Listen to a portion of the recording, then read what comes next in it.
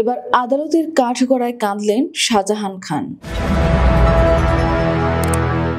বড় ছেলে আসিফুর রহমান খানের সঙ্গে 5 মাসও দেখা নেই, এই কথা বলতে বলতে কাঠগড়ায় দাঁড়িয়ে কাঁদতে থাকেন সাবেক মন্ত্রী শাহজাহান খান।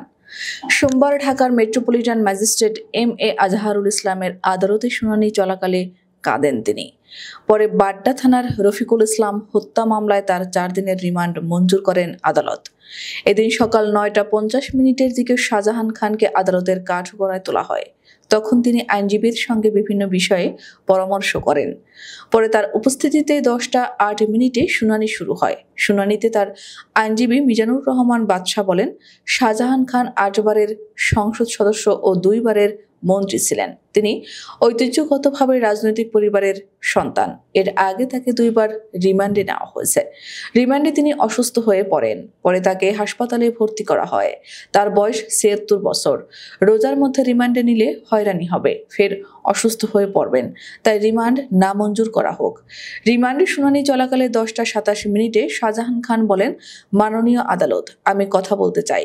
পরে আদালতের অনুমতি নিয়ে কথা বলতে শুরু করেন তিনি। এ সময় তিনি বলেন, আমি জড়িত না। কেন এই মামলা হলো? শুধু আমার বিরুদ্ধে না, আমার বড় ছেলে আসিফুর রহমানকে আসামি করা হয়েছে।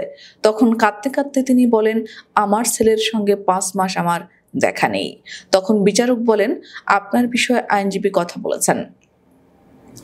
তবুও শাহজাহান খান 2 হাত জোর করে কথা বলার জন্য সময় চান। তিনি বিচারকের উদ্দেশ্যে বলেন, আমার কথা শুনতে হবে, আমাকে একটু সময় দিন। ষড়যন্ত্রমূলকভাবে এই মামলা দেওয়া হয়েছে। তিনি কাঠগড়ায় দাঁড়িয়ে টিস্যু দিয়ে 2 চোখ মুছতে থাকেন। ষড়যন্ত্রমূলকভাবে এই মামলা দেওয়া হয়েছে। তিনি কাঠগড়ায় দাঁড়িয়ে টিস্যু দিয়ে 2 চোখ মুছতে থাকেন।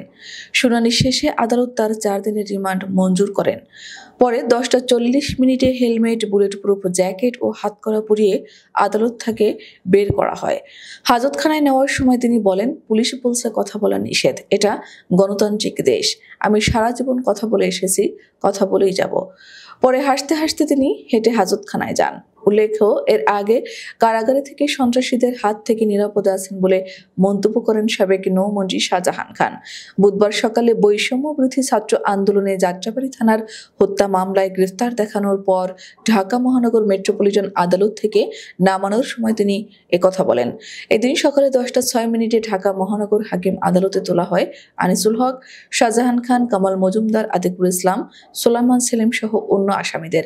এ সময় হেলমেট, বুলেটপ্রুফ জ্যাকেট ও পিছনে হাত দিয়ে হ্যান্ডকাপ পরিয়ে হাজতখানা থেকে বের করা হয় তাদের। এই সময় হেলমেট, বুলেটপ্রুফ জ্যাকেট ও পিছনে হাত দিয়ে হ্যান্ডকাপ পরিয়ে হাজতখানা থেকে বের করা হয় তাদের। এ সময় তিনি কেমন আছেন জিজ্ঞেস করেন এক সাংবাদিক। উত্তরে তিনি বলেন, আছি তোমাদের দোয়ায়, দোয়া করবা আমার জন্য।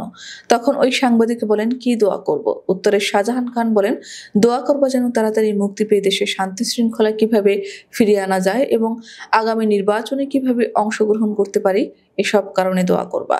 তখন ওই সাংবাদিক আবার বলেন, সবাই বলছে আপনারা দেশের 12টা বাজিয়েছেন। তখন শাহজাহান খান বলেন, আমরা 12টা বাজিয়েছি না কারা 12টা বাজিয়েছে এটা সামনে প্রমাণিত হবে। শাহজাহান খান বলেন, আমি সবসময় হাসি, মৃত্যুর আগ পর্যন্ত হাসতে থাকবো। কারাগারে কেমন আছেন জিজ্ঞেস করলে তিনি বলেন, খুব ভালো আছে, কারাগারে থেকে সন্ত্রাসীদের হাত থেকে নিরাপদে আছে।